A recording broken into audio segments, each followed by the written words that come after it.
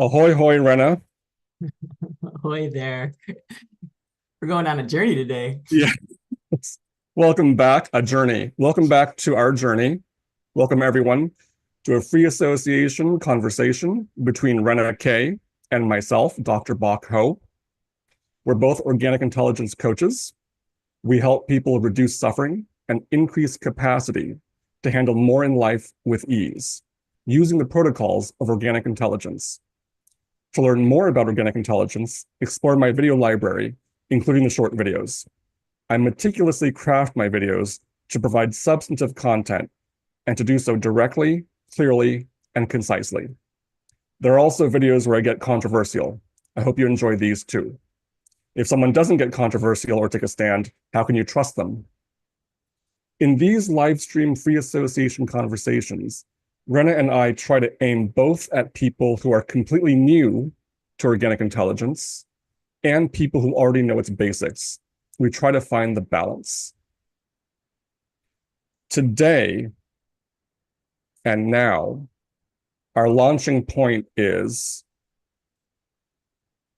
why, quote unquote, easy steps may not be so easy.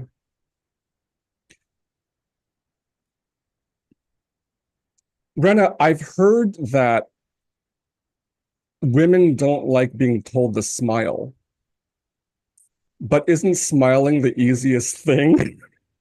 That's how I'm starting. It just came to me right now. Free association. All you do is all you do is lift the corners of your mouth. What could be easier? That's arguably easier than taking a deep breath, which some people like to tell other people do. Take a deep breath. But isn't smiling easier? But women seem to not like being told to do this really easy thing. Give me a So thought about that. I have no idea the source of that. Personally, I've never heard that, but I do have a personal experience along those lines. So maybe my own personal experience will be a case in point. Okay.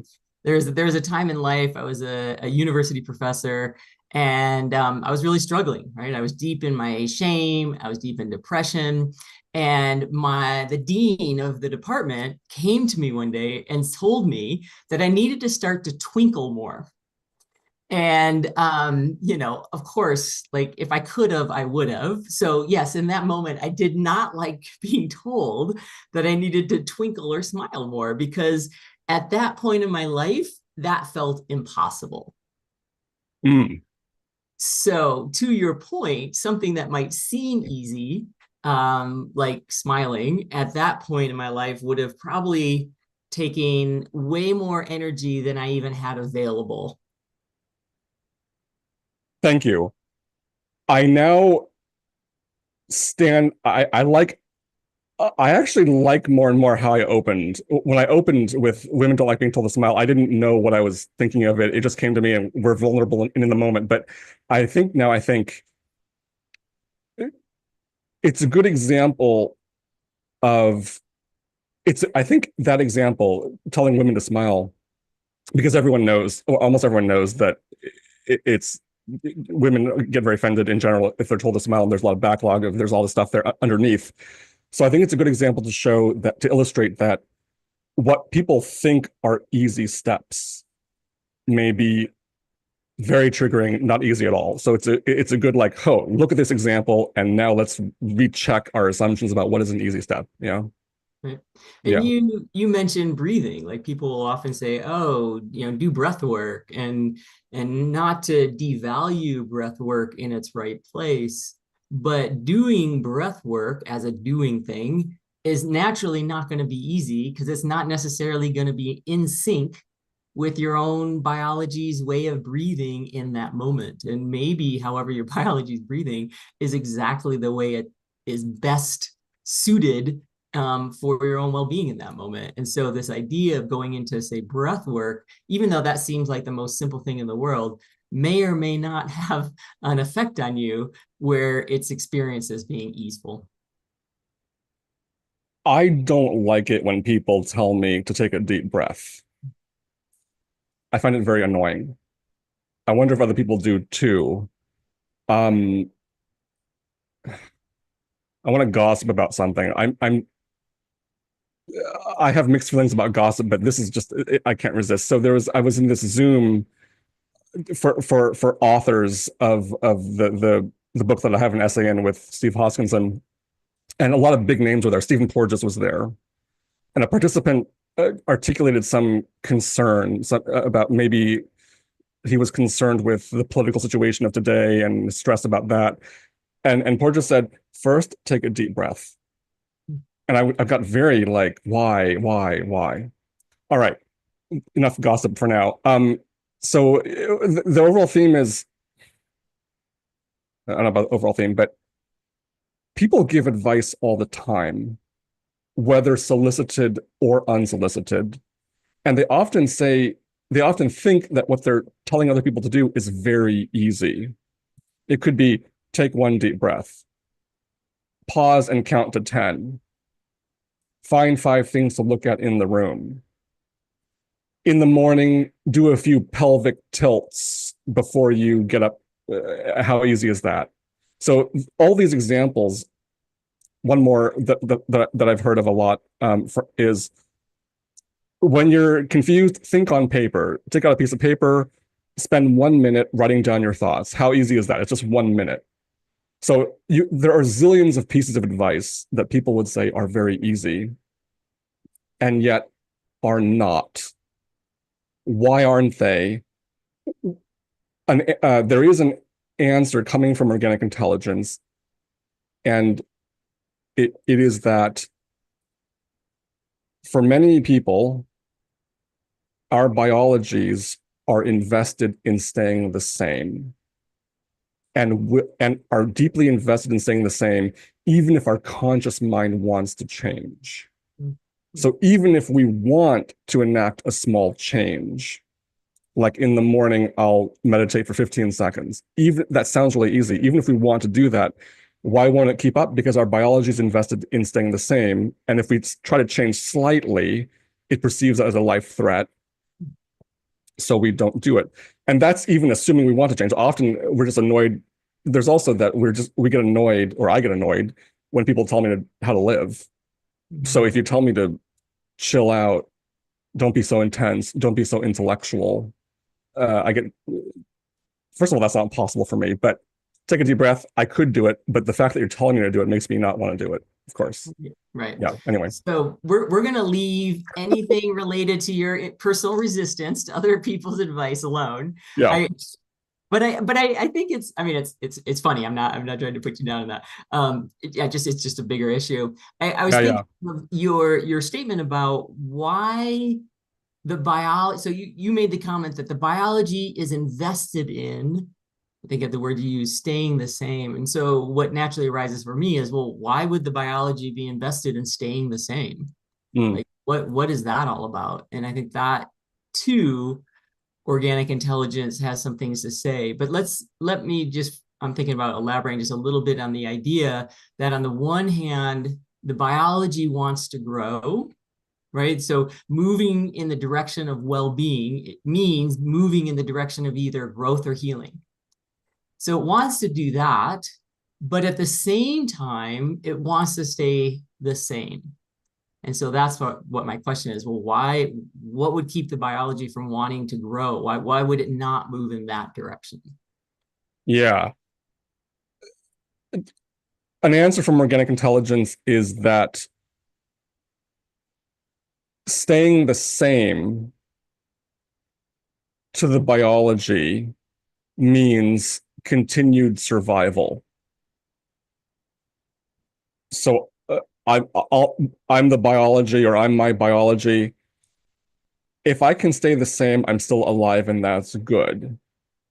Any change, whether it could be increased pleasure is a change, or increased pain is a change.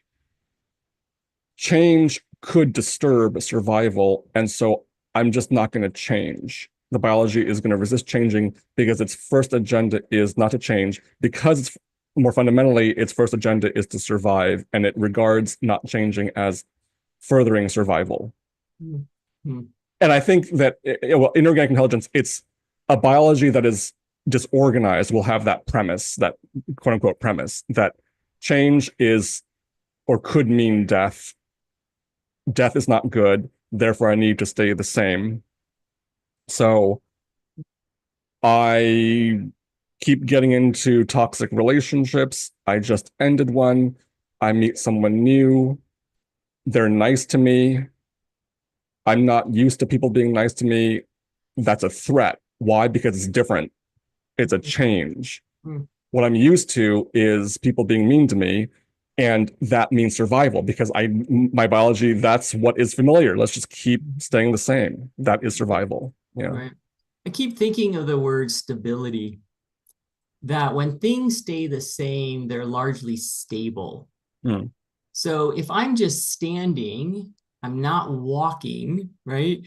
Yes, there are going to be small micro movements as my body balances, but the moment I take a step forward outside of the center of gravity where I am in standing, I'm in an unstable position. So some people call walking a controlled fall, right? And so there's a way in which the biology has to come off center in order to take a step forward. And that's a less stable state until the foot lands, right? And then you got 2 feet landed, one in front, one in back. And so that can be fairly stable, actually even more stable than 2 feet next to each other. But that's a stable position until you shift your weight and begin to move your next leg forward. Now you're in an unstable place. And so when our biology, the more disorganized our biology is, the more easy it is easier to become unstable. So input into the biology, like do this breath work, do this yoga, do this meditation, do more exercise, eat, a carnivore diet, whatever it is, right? That's going to be that actually takes energy from the system. And that taking of energy from the system means it's automatically going to be less stable as it has to now manage that instability. So energy now is going to go towards managing the instability, and that sometimes is energy that isn't available. You were associating staying the same with stability. And the first example you gave was being still, standing, and then taking a step forward is a potential instability until you land with both feet and then you're stable again. Mm-hmm. And we may be discomforted by that instability, and so we tend to stay the same, which is just to stand or don't change the diet and so forth. Yes, I would also, but I think that staying the same also has the form of maintaining your current level of instability, or maybe I may be using instability in different ways, so I may be equivocating, but let's just keep talking. I'll just keep talking. So a person may be used to chaos or intensity, mood swings, high intensity emotion, periods of high activity and then burnout, periods of suffering and then relief of suffering and then more suffering, or create, just storm of thoughts all the time. So a lot of chaos in felt experience, which stays the same over time because that's what the biology regards as safe. So in a sense, the stability is, and I don't like using terms in different ways and confusing myself and viewers, but I don't have a solution right now. The stability is the maintenance of the continued instability. Yeah. Right, right. So there's Yeah. consistency in the biology, having the high intensity states or the high emotions, the difficulty of doing life, that Oh, remains consistent, right? And yet in a way that is not a stable system in terms of the moment to the moment, but overall in the biology, as long as it's staying the same from what it is or what it's yeah. been, staying the same to Yeah. what it's been, that's going to be considered stable. So that's how I'm defining stable, right? Okay. May I just, I know I'm interrupting, but let me just add one quick thing. I'm having a thought about, I had some kind of somatic reaction to your initial example. I'm trying to explore what that is. So your example was standing still representing stability and then taking a step forward as instability and uncomfortable. I, I mean, yes, I'm sure that, yes, first of all, yes. Thank you for the example, important example, and very clear and perceptible.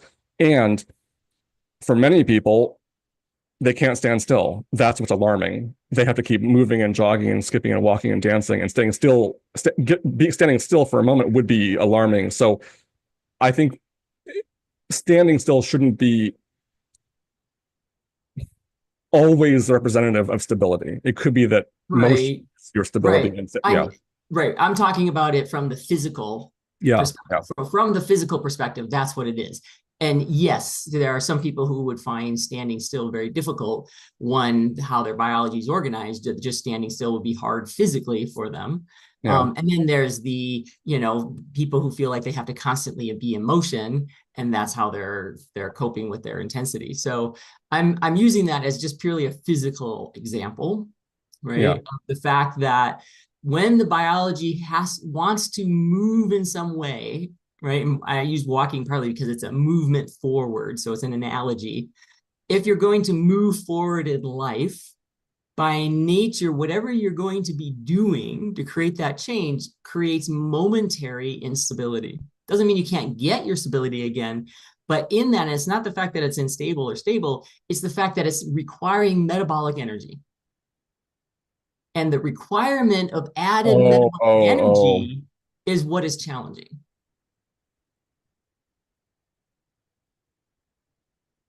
What do you,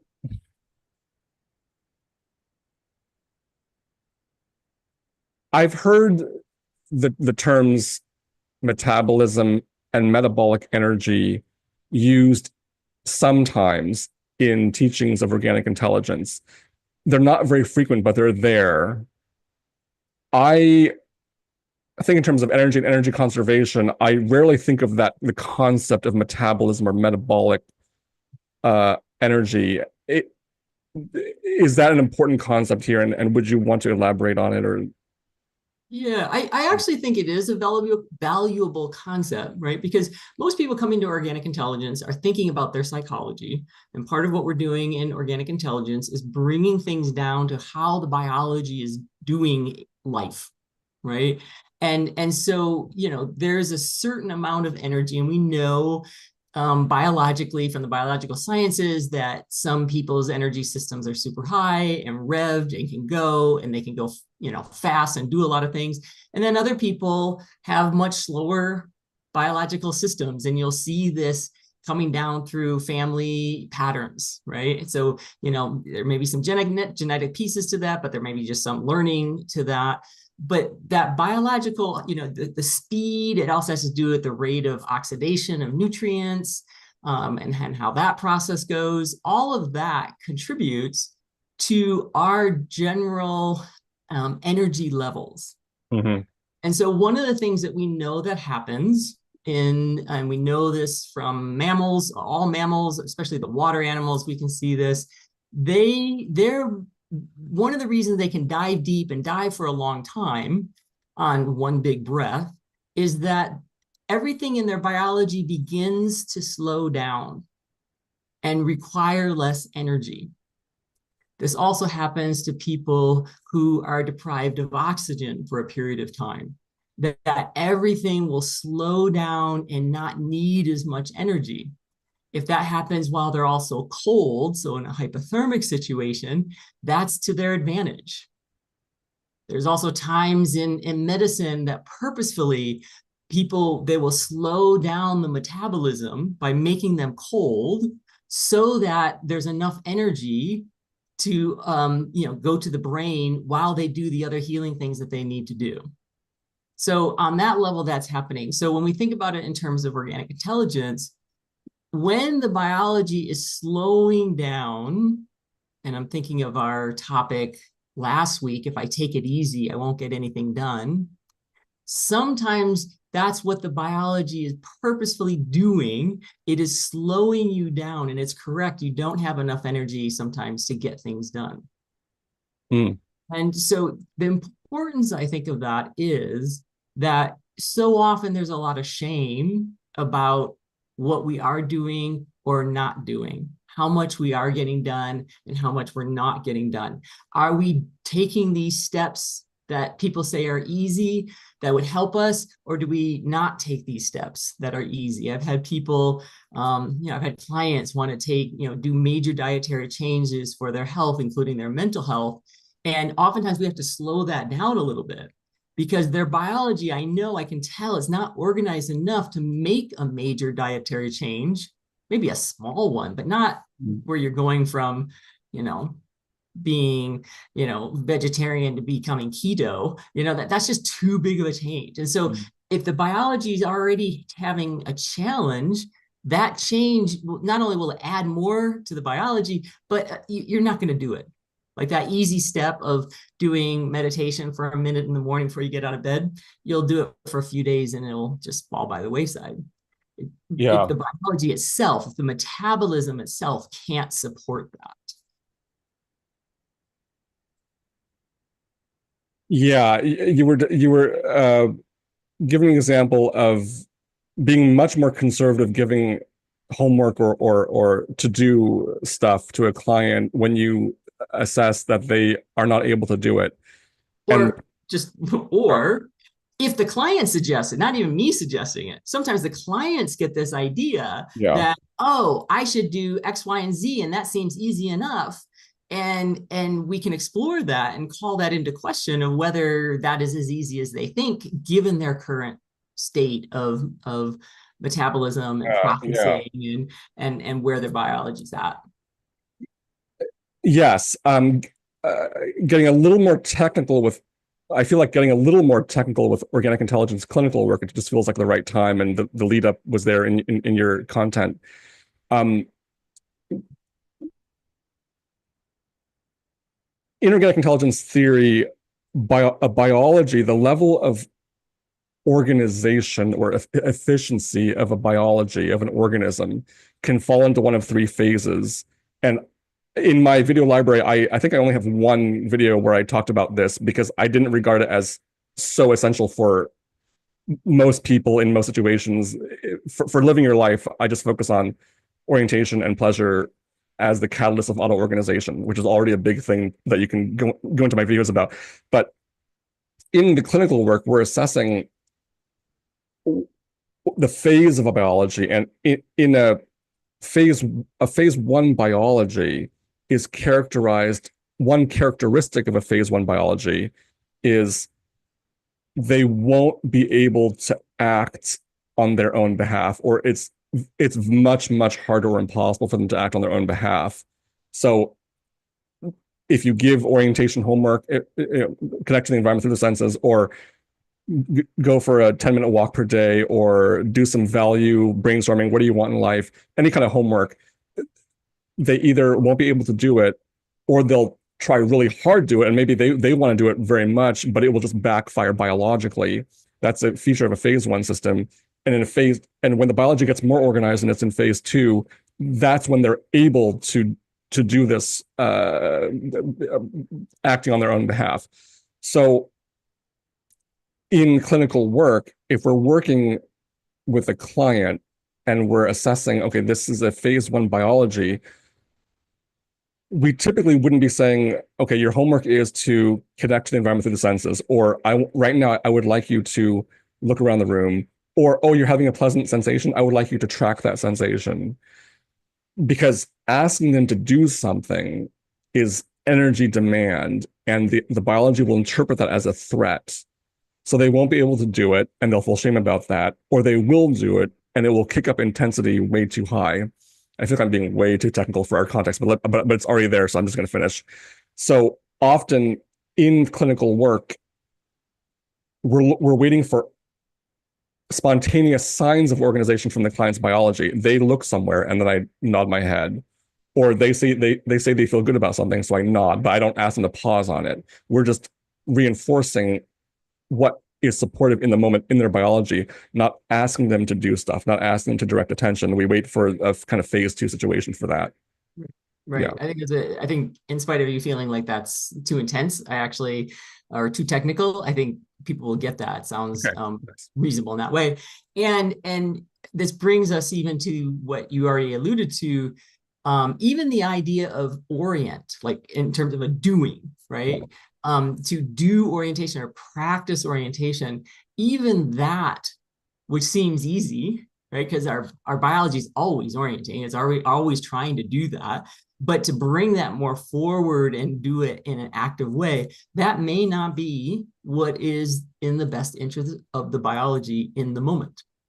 And so, as you're saying, we were going to avoid the doing aspect while the biology is in an energy conservation mode, Yeah. while it's trying to reduce energy load on the system.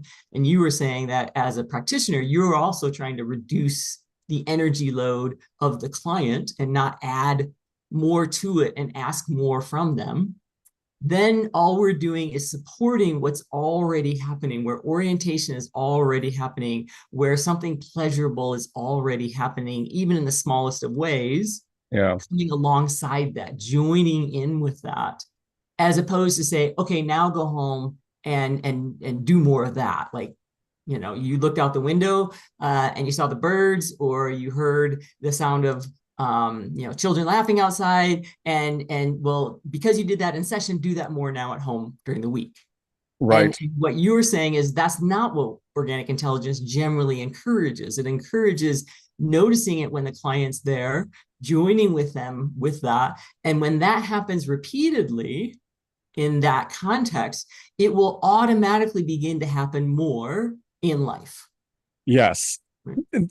There is a time for the a person to use effort, focus, willpower, directed attention to make changes. There is a time for that, and it can be a delicate matter for the organic intelligence coach to assess and the client to co-assess when that's the right time.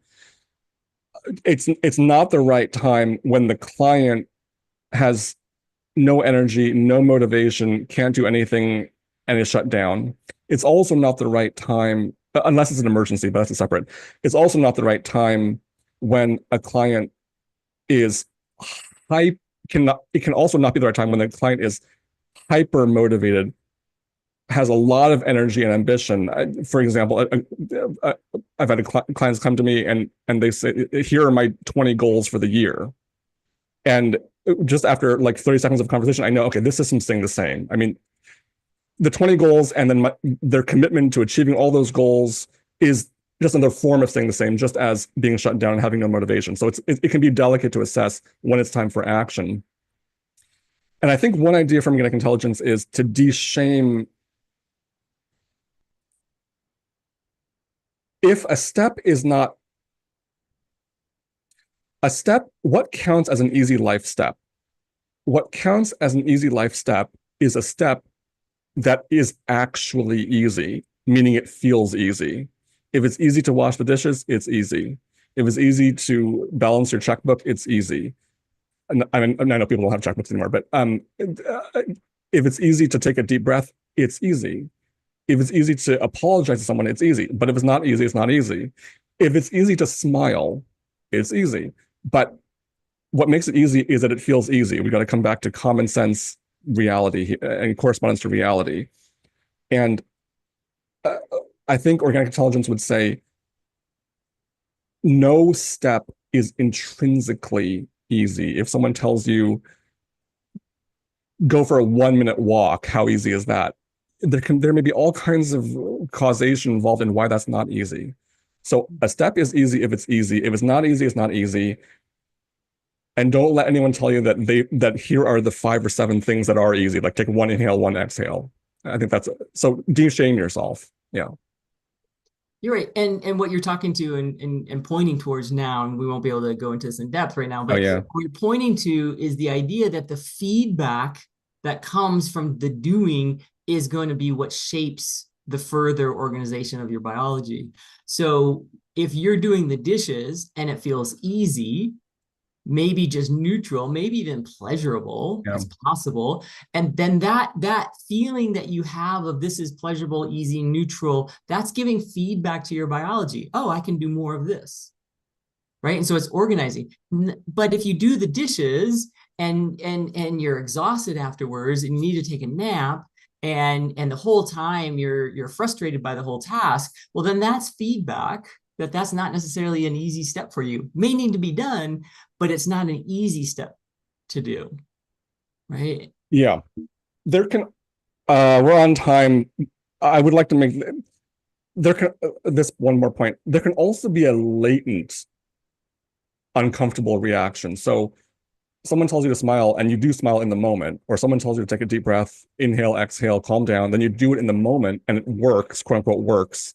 But an hour later, a day later, 2 weeks later, you feel resentment and you keep thinking about how you're irritated with that person and how, yes, taking a deep breath was easy, but there's just something about it that just rubs you the wrong way. So there can be latent Mm-hmm. difficulty. So even if a step feels easy at the time, if you're having later backlash from the biology, that's a sign that it wasn't that easy. Yeah. Right, right. Yeah. And Okay. we can maybe explore that at Okay. Okay. another We're point, we're because we're on to that's a okay. great topic to go into. Yeah. Latency But as a yeah, whole. this is really good.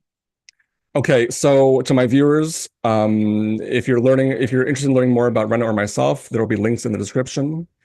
And my homework for you, my viewer, is to smile more and do it right now. Smile right now. Smile right now. I'm watching. And Rena, I'll see you next week.